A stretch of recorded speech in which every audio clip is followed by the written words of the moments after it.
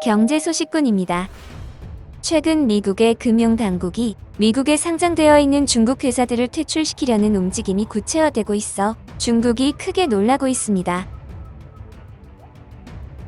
그동안 중국 기업들은 한국과 미국과 같은 나라의 기업을 상장한 후 투자자들의 투자금을 갈취하는 이른바 투자 사기 행위를 늘 지속해왔습니다. 중국 관련 유망 사업을 하는 것처럼 포장한 뒤 투자자들로부터 투자금을 유치하고 이후 분식회계를 통해 가짜 재무제표로 투자자들을 속이는 방식이었는데요. 과거 한국 주식시장에 상장된 해외 기업 중 상장 폐지된 기업은 총 14개인데 그중 12개가 중국 기업이었습니다. 중국 기업의 말만 믿고 투자했지만 돌아온 것은 큰 손실이었습니다.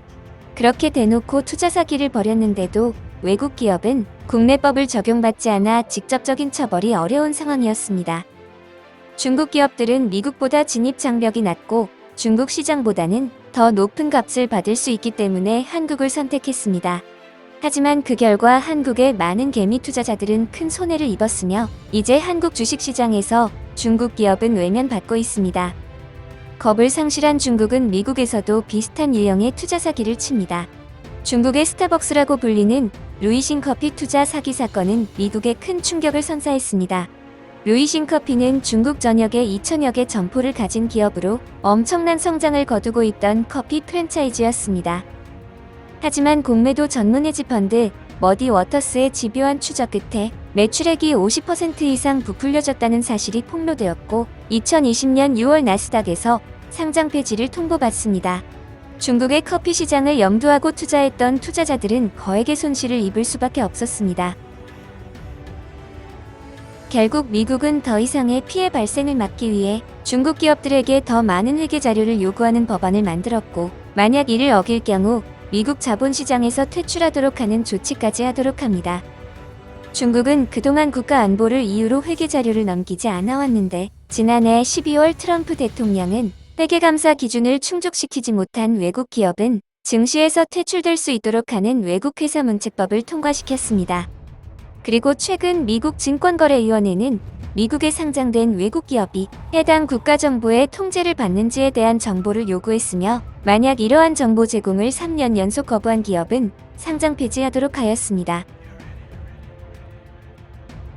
미국이 강력하게 법안을 추진하자 중국 당국은 크게 놀란 모습입니다.